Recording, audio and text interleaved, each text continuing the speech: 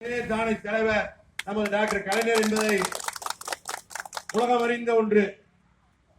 இது ஒரு சாதாரண விஷயம் அல்ல. இந்த வரலாற்றை உடைக்க இனி எவனொருவனும் பிறக்கப் போவதும் இல்லை. நமது தலைவரானது அண்ணன் முருகேசனை சொல்லுவதை போல் மின்கழக தோமுசாவை கண்டு மற்ற தோமுசாவிற்கு பல படிகளை எல்லாம் வழங்கினார்கள் என்று கூறினார்.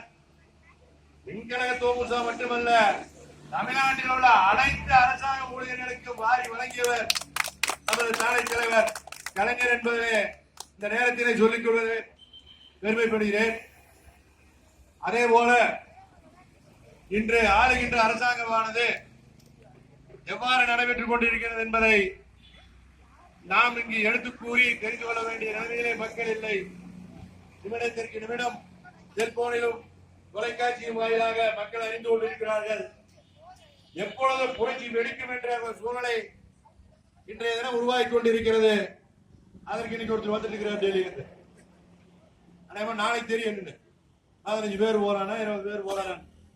ஆகவே உள்ளாட்சி தேர்தல் ஆகட்டும், வருகின்ற சட்டமன்ற தேர்தலாகட்டும், நாடாளுமன்ற தேர்தலாகட்டும், எந்த ஒரு தேர்தலை வந்தாலும் தைரியமாக சந்திக்க திராவிட முன்னேற்ற கழகம் தயாராக உள்ளோம் என்பதை இந்த நேரத்திலே தெரிவித்துக் கொண்டு, தலைவருடைய பிறந்தநாள் நிகழ்ச்சியை சென்னை செல்ல வேண்டியுள்ள காரணத்தினால் நானும் மாவட்ட அமைப்பாளரும் செல்ல வேண்டிய சூழலை ஏற்பட்டுள்ள காரணத்தினால் இன்னொரு நிகழ்ச்சியை மிக சிறப்பாக செயல்பட்டு கருத்துக்களை பரிமாறிக்கொள்வோம் என்று தெரிவித்துக் கொண்டு, வாய்ப்பளித்த அனைத்து தொழிலாளர் நல சங்கத்திற்கும் நன்றி கூறி விடைபெறுகிறேன். நன்றி, வணக்கம்.